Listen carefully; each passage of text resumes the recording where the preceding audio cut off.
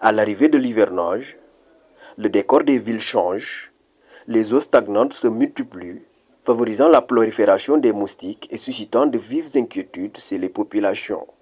C'est le cas à Sédhiou, où les habitants du quartier Santassou 1 se disent préoccupés par cette situation. Aujourd'hui, nous sommes là pour évoquer une situation très déplorable.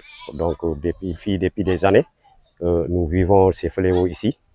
Si vous voyez des caniveaux qu'on a fabriqués ici depuis 2014 jusqu'à nos jours, et ces caniveaux-là, c'est pas du bon du tout. Donc, les années passées, on a intervenu ici les autorités. Ils ont venu voir. Jusqu'à présent, ils n'ont rien fait. Donc, nous insistons toujours sur ces problèmes parce que ici il y a des familles qui vivent à côté, il y a des enfants, il y a des mamans, et puis des fois l'État il attend jusqu'à des dégâts, après il vient ici pour intervenir, alors que c'est le médecin après la mort.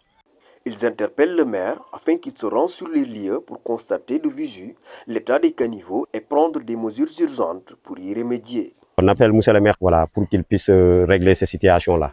Depuis des moments, ils n'ont rien fait ici.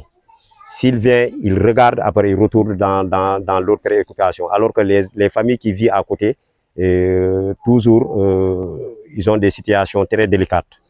Ici, on a des familles, on a des enfants qui vivent à côté, donc les autorités ne doivent pas attendre jusqu'à y des dégâts.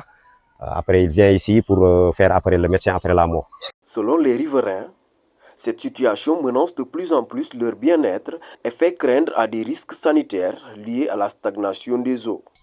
Ce qu'on alerte, c'est des mauvaises odeurs. Parce que à cause des déchets, et quand l'eau passe, après l'eau qui reste, l'eau stagnante, ça amène des mauvaises odeurs. Et c'est difficile d'habiter avec des mauvaises odeurs. Et les moustiques aussi. Je m'adresse aux autorités, à monsieur le maire, etc., pour qu'ils puissent nous aider à boucher ce grand trou-là, pour qu'on puisse vivre en paix.